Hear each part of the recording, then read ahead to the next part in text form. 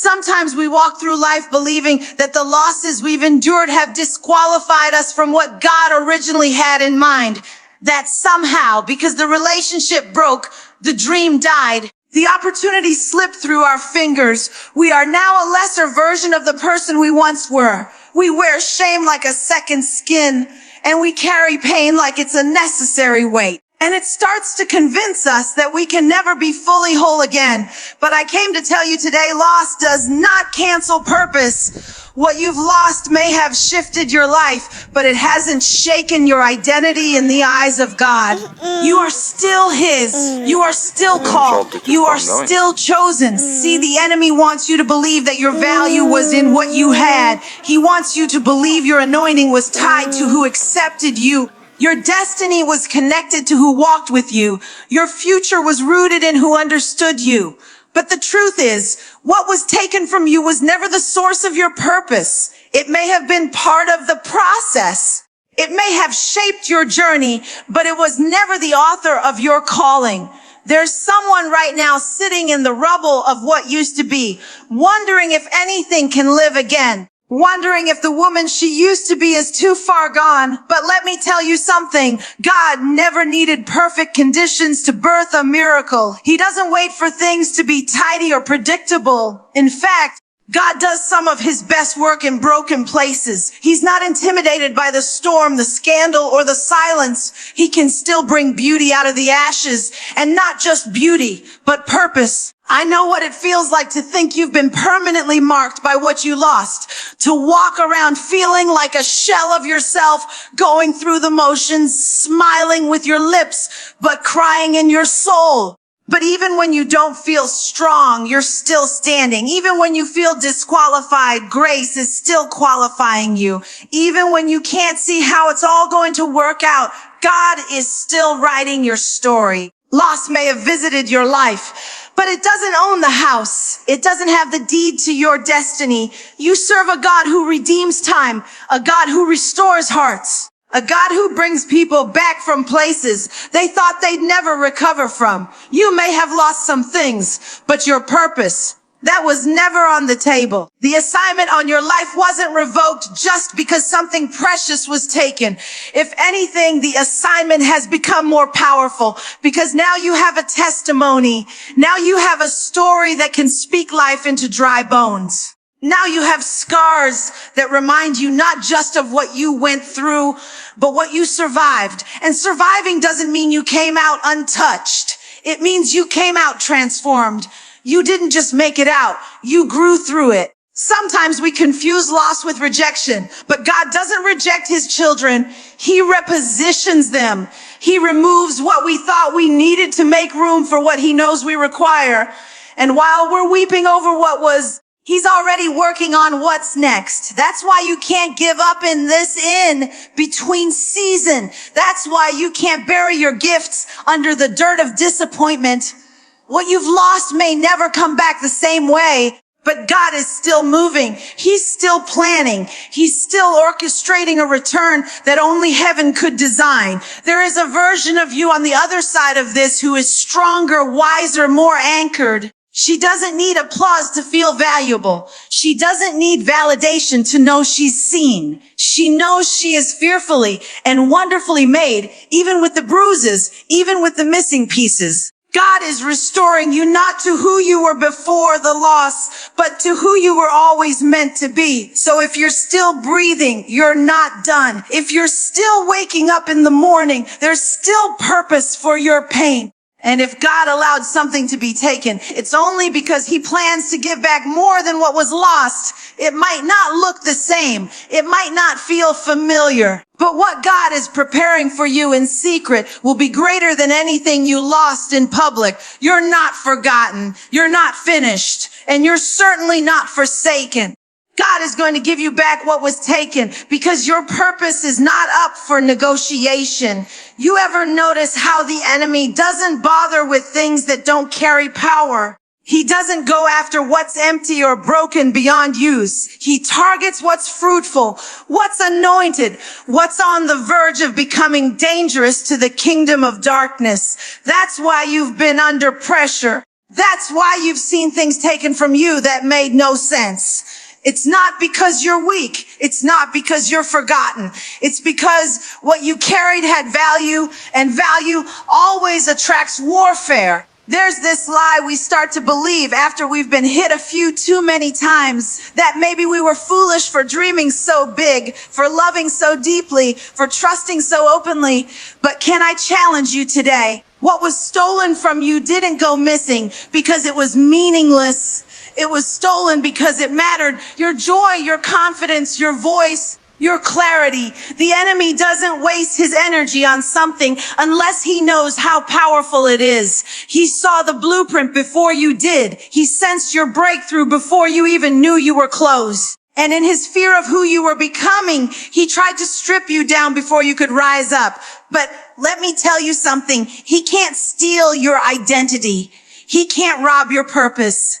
He may have touched your circumstances, but he cannot cancel your calling. He may have shaken your peace, but he can't silence your destiny. And even now, even after all that was taken, you are still here. Maybe a little bruised, maybe a little cautious, but still standing. And if you're still standing, that means the battle didn't break you. It revealed you. You were never fragile. You were never too soft. You were never too much. You are evidence of resilience. You are proof that even when the enemy came to steal, kill, and destroy, he underestimated the God who lives inside of you. Because what he took can be replaced, but the oil on your life, that stays, that multiplies, that flows in spite of the loss.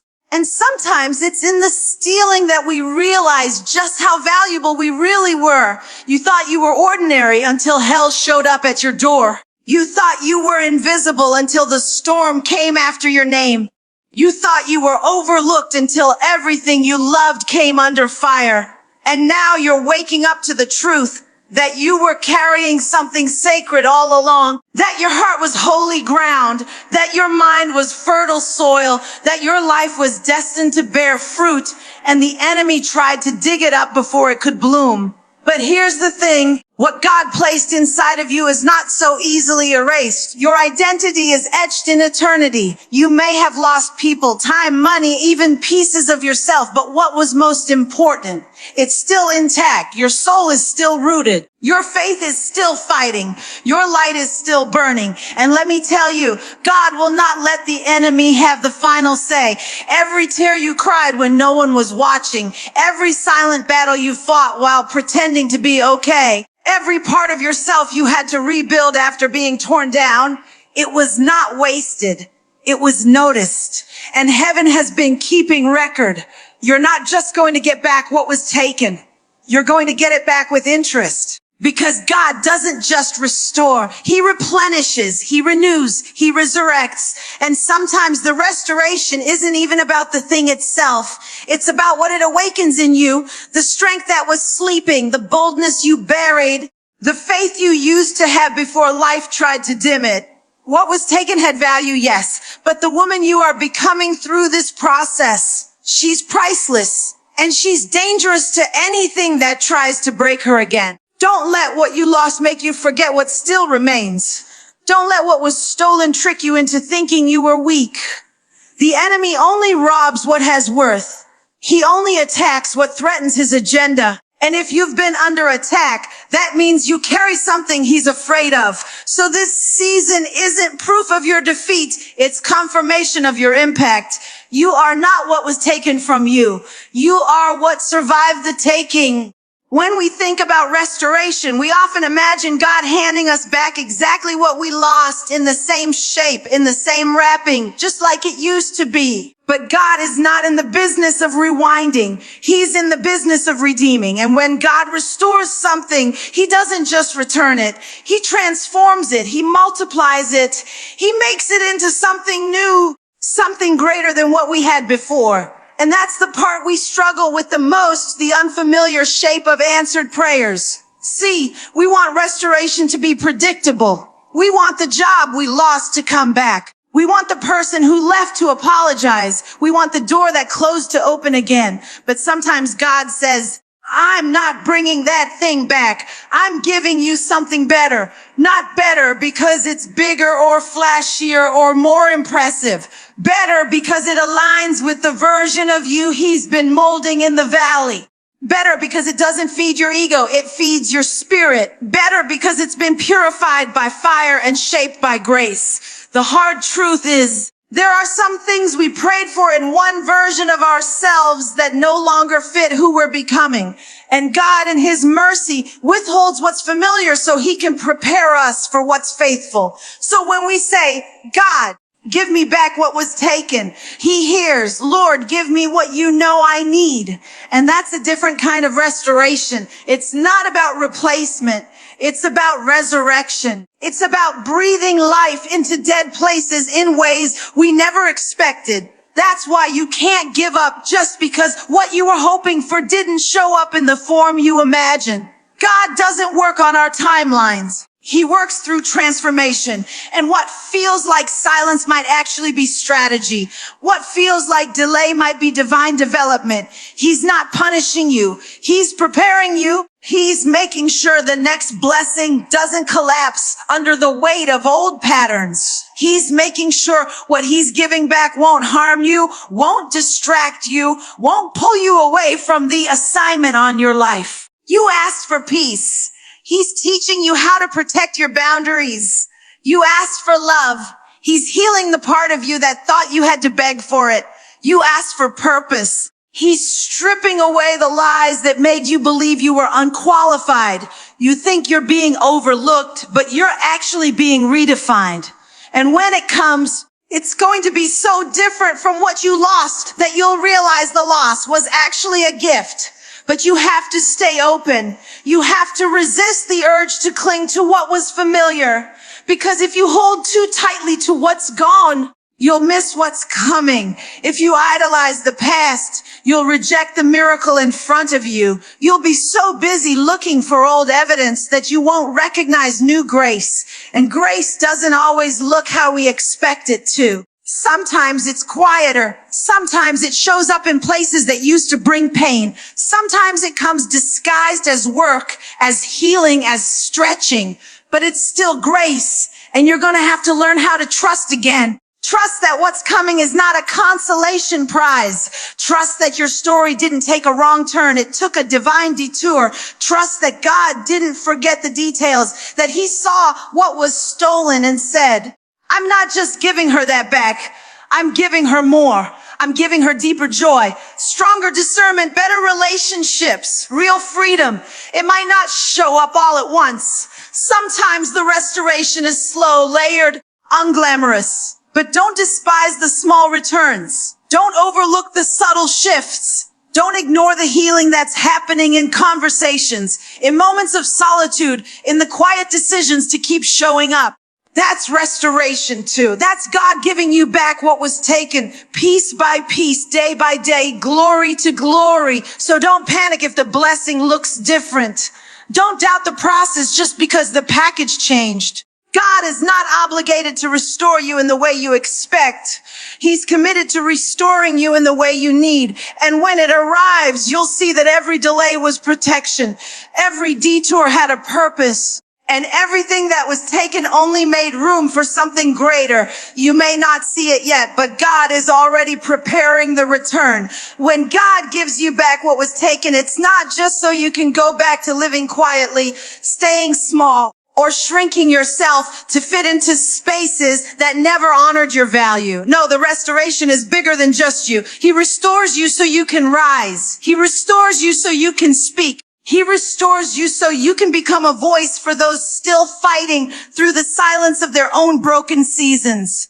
What God puts back into your hands isn't just for comfort, it's for calling. There's a version of you that was silenced by trauma, muted by disappointment, buried under shame. And now as God begins to piece you back together, he's not just handing you the fragments of your past. He's handing you the fire for your future. You weren't restored just to remain silent. You were restored so your life could speak, so your voice could carry healing, so your story could serve as evidence that resurrection is still possible. Sometimes we think once we get back what we lost, we're supposed to guard it with fear. We try to protect it, hide it, keep it quiet because we're scared we'll lose it again. But fear was never supposed to have the final word.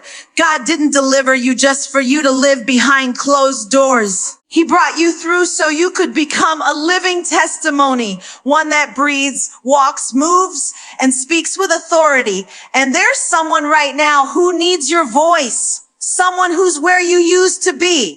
Someone who doesn't know that God restores, that healing is possible, that brokenness isn't the end. And while you're sitting there unsure of whether you're qualified to speak, heaven is saying she's ready. Not perfect, but prepared. Not flawless, but faithful. You're not meant to just be a survivor of your story. You're meant to be a speaker of truth, a mirror of hope, a vessel of restoration. Because there's power in your voice now. There's weight in your words now. You're not talking from theory. You're talking from experience. You know what it's like to lose and rise again. You know what it's like to feel forgotten and then find yourself in the presence of a God who never left. You know what it's like to be empty, to be angry, to be uncertain and still believe. That belief, that journey, that sound in your soul, it matters. It needs to be heard. And I know it's hard. I know it's uncomfortable to open your mouth and speak about places you once tried to bury. But don't confuse discomfort with disobedience. Just because it's hard doesn't mean it's not holy. Just because it stretches you doesn't mean it's not divine. Sometimes the most powerful moments come from the most vulnerable places. Sometimes ministry sounds like me too, like I've been there, like you're not alone. And those words can shift an atmosphere. They can rescue someone from the edge. They can bring light into dark rooms you'll never even step into. You were restored to make impact. You were restored to show others what recovery looks like. Not polished, not perfect, but real, honest, powerful. And if you stay silent, someone else might stay stuck. If you keep your healing hidden, someone else might keep believing that freedom isn't possible. But when you open your mouth, you break chains, you confront lies, you release truth. And that's where real transformation begins. The enemy wanted you to think your story ended in the valley, that your silence would protect you from more pain. But what if your silence is what's holding back someone else's breakthrough? What if the very thing you're afraid to share is the thing someone else has been praying to hear? What if your voice is the answer to someone's silent cry? You weren't restored just to return to normal. You were restored to step into the extraordinary. You were restored to stand in rooms that once rejected you and speak with boldness. You were restored to take the mic, not out of pride, but out of purpose. Not to prove a point, but to point to the one who never let go. So don't hold back. Don't second guess the gift that came through your pain. Don't question your authority when it was refined in the fire. Speak, share, testify.